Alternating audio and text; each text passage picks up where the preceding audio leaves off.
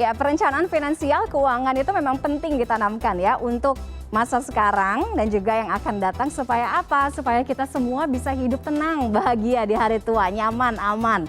Menanamkan kesadaran dan kedisiplinan menabung menjadi bekal persiapan di masa pensiun. Tapi sayangnya perencanaan finansial ini yang kurang matang atau mungkin nggak siap malah berujung munculnya generasi sandwich. Kami bahas bersama perencana keuangan. Ada Mas Safir Senduk. Halo Mas Safir, selamat malam. Halo, selamat malam. Kita ngomongin generasi sandwich. Sebelum kita kemana-mana, banyak mungkin yang belum ngerti gitu ya. Apa sih sebenarnya generasi sandwich ini? Coba Mas Safir kasih tahu deh. Ya, jadi kalau Anda pernah makan sandwich ya, jadi sandwich itu adalah ada daging ya, daging sandwich di mana dia dijepit oleh dua roti. Kalau kita orang Jawa nyebutnya satu tangkep. Ya, satu tangkep itu adalah dua lembar roti gitu, di mana ada daging di tengahnya dijepit oleh dua roti gitu ya. Itu kurang lebih seperti itulah sandwich seperti itu. Nah, dalam keuangan biasanya ada seseorang itu biasanya dijadikan sebutan bagi mereka yang dia tidak hanya menanggung keluarganya ke bawah seperti pasangan atau anaknya, tapi dia juga menanggung keluarganya ke atas, seperti orang tuanya misalnya, atau kadang-kadang dia juga menanggung kakak atau adiknya, mungkin ada yang masih kuliah dan lain sebagainya. Jadi secara finansial generasi sandwich maksudnya adalah mereka yang dari pekerjaannya dan penghasilannya mereka harus menanggung keluarganya ke bawah, tapi juga harus menanggung keluarganya ke atas. Ada dua yang ditanggung. Itulah kurang lebih sebutan generasi sandwich seperti itu. Jadi dia ada di tengah-tengah, ada beban finansial ya, menanggung yang ke bawah, generasi setelahnya dan juga generasi sebelumnya orang tua ya. Oke. Nah, kenapa sih ada generasi sandwich ini dan korelasi atau pentingnya memiliki simpanan dana pensiun? Kenapa ini bisa terjadi? Jadi generasi sandwich-nya bisa muncul biasanya terjadi karena generasi di atas si anak muda ini mereka tidak bisa mengelola keuangannya dengan baik, salah satunya tidak mempersiapkan pensiunnya dengan baik. Ingat, ketika seseorang tidak bisa mempersiapkan pensiun atau hari tuanya dengan baik, maka ketika dia sudah tua nanti, dia terpaksa harus berharap pada anaknya untuk membiayai dia. Sehingga kita seringkali ada semacam kalimat yang sedikit menohok, semacam kalimat motivasi bahwa dalam keuangan anakmu bukanlah dana pensiunmu dan orang tuamu bukanlah dana daruratmu. Jadi artinya adalah kalau kamu tidak ada uang, ya jangan sampai minta sama orang tua untuk dana daruratmu. Atau kalau kamu tidak bisa mempersiapkan masa pensiun, jangan sampai nanti ketika kamu tua nanti kamu harus minta anak kamu untuk membiayai pensiun kamu. Jadi sekali lagi, orang tuamu bukanlah dana daruratmu dan anakmu bukanlah dana pensiunmu. Siapkan sendiri hari tua kita. Oke, orang tua bukan dana darurat, anak bukan dana pensiun. Yes, Nah ini makanya penting banget untuk orang-orang juga paham apa sih sebenarnya kenapa kita harus punya dana pensiun. Kan mungkin banyak yang mikirnya gini, mungkin start di 25, 26 baru mulai kerja gitu kan. Ntar aja deh gitu. Mau pensiun masih lama, tua masih lama gitu. Ya, jangan salah, banyak orang mungkin meremehkan persiapan hari tua mereka dengan alasan, aduh saya masih kepala 2, aduh saya masih kepala 3. Nggak taunya tiba-tiba usia dia udah 45, 47, 46. Saya tahun ini 48. Saya tahun ini tuh 48. Tiba-tiba 7 tahun lagi dia usia 55 dan dia tidak bisa mengulang lagi masa-masa dulunya ketika dia masih bekerja. Itulah pentingnya, jangan pernah mengatakan bahwa aduh umur saya masih 20-an, aduh umur saya masih 30-an.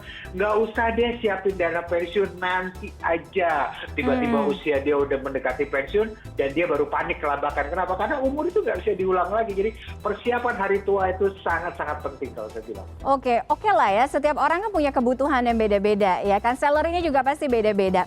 Nah, apa yang membuat generasi sandwich ini sehingga seringkali itu mungkin kesulitan untuk mengelola finansial? Mungkin kalau untuk anak-anak yang masih single kan harusnya sih nggak sulit ya gitu.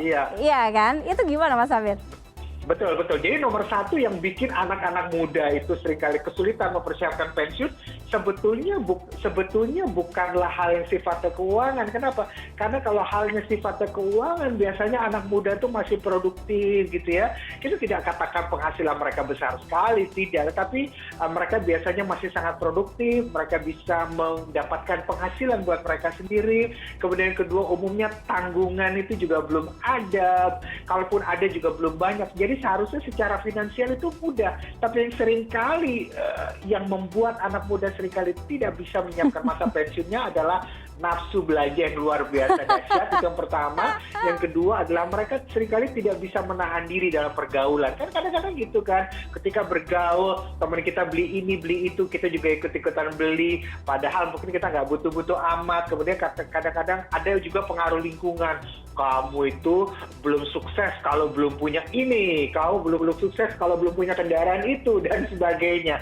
Akhirnya apa? Kita membeli barang yang sebetulnya secara kebutuhan, mungkin secara pribadi kita tidak perlu. Saya tidak katakan bahwa orang sebaiknya tidak membeli barang A atau barang B, tidak begitu ya. Tapi setiap orang itu punya kebutuhan berbeda-beda, dan jangan sampai pembelian kita itu diatur oleh lingkungan dan diatur oleh teman-teman kita. Saya pikir itulah penyebabnya kenapa banyak anak muda tidak mempersiapkan masa pensiunnya, karena uangnya udah keburu habis untuk dibelanjakan. Itu godaan-godaan yang berat ya. Oke. Betul. Jadi kalau misalnya ditanya, kapan sih waktu yang tepat gitu ya untuk kita itu mulai mempersiapkan nggak cuma mikir aja gitu, tapi memang udah ada kotak dananya, ini dialokasiin segini, kemudian dari penghasilan yang kita punya, kira-kira berapa persentasenya yang bisa kita masukin tuh untuk dana pensiun kita, dan dalam bentuk apa? Apakah dalam bentuk tabungan, investasi emas, atau gimana? Saya pikir kalau kita bicara persiapan dana itu paling enak itu kita pakai angka minimal 10%. Minimal 10% untuk ditabungkan, untuk diinvestasikan. Dan saya selalu bilang gini, 10% itu adalah angka standar. Kalau kita mau lebih mantap lagi, perputaran lebih cepat, itu kalau bisa 20-30% itu lebih bagus lagi. Kalau Anda bisa nabung sampai atau invest sampai 50% itu lebih bagus lagi. Walaupun mungkin tidak semua orang bisa. Pertanyaannya itu kemana? Nah, ini ada banyak sekali alternatif yang bisa dipakai. Tahu nggak, Tiffany? Sebagian orang melakukannya dengan cara membeli emas tiap bulan. Sebagian orang melakukannya dengan cara nabung ke tabungan di bank ya. Sebagian orang melakukannya dengan cara membeli saham. Jadi apapun itu ada banyak sekali pilihannya. Tapi menurut saya secara standar orang sebaiknya punya minimal asuransi sosial. Jadi asuransi sosial ini adalah asuransi yang dipersiapkan oleh negara. Kenapa? Negara itu biasanya punya program ya yang namanya persiapan masa depan seperti jaminan hari tua dan jaminan pensiun. Inilah menurut saya minimal yang harus kita miliki gitu ya. Kita boleh tidak punya yang lain tapi minimal kita punya ini. Kecuali Mas Hafir, bisa nggak sih saya nggak punya asuransi sosial ini tapi saya lakukan sendiri di tempat lain? Bisa saja, yang penting dia lakukan. Oke, jadi intinya mulai nih orang-orang yang nonton sekarang udah mulai mikir, yang udah punya penghasilan 10% paling enggak ya, dari penghasilan. Betul. Itu udah mulai bisa dialokasiin. Terserah dalam bentuk apapun, tabungan, investasi emas, itu semuanya bisa ya. Oke, kalau tadi kan Mas Hafir sampaikan, si generasi sandwich ini kan dia adanya in the middle ya, ada di tengah-tengah. Artinya ada beban finansial ke bawah, ke generasi setelahnya yang mungkin itu anaknya, kemudian juga ke atas generasi sebelumnya yang mungkin adalah orang tuanya. Nah, tapi banyak pertanyaan di luar sana. Terus berarti kalau misalnya buat supaya kita nggak jadi generasi sandwich, kita harus putus dukungan finansial buat orang tua gitu. Kan nggak mungkin. Iya. Jadi cara memutus supaya kita tidak terus menjadi generasi sandwich juga adalah bukan dengan cara tidak lagi menanggung orang tua, tidak ya. Karena biar bagaimanapun adalah saya sendiri bisa bicara ini kepada Anda, Tiffany, saya bisa bicara ini kepada siapapun bisa. Tapi yang paling sulit tentunya adalah bicara terhadap keluarga sendiri. Saya bicara ke orang tua saya, tidak mudah. Ya, saya bicara ke kakak adik saya itu juga nggak mudah. Kenapa? Karena dia tahu saya dulu waktu saya kecil, saya tidurnya gimana, saya tahu. Jadi itu tidak mudah. Jadi nomor satu adalah jangan pernah memutus tanggungan Anda kepada orang tua atau keluarga, jangan pernah.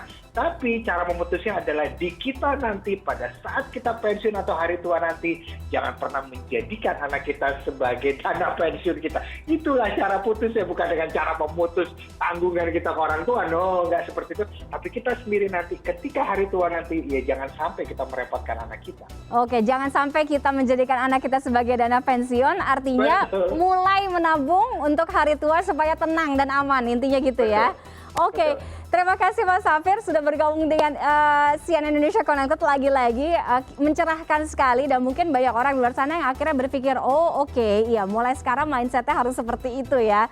Oke, terima kasih Mas Safir Senduk, selamat malam, sehat selalu. Terima kasih, selamat malam.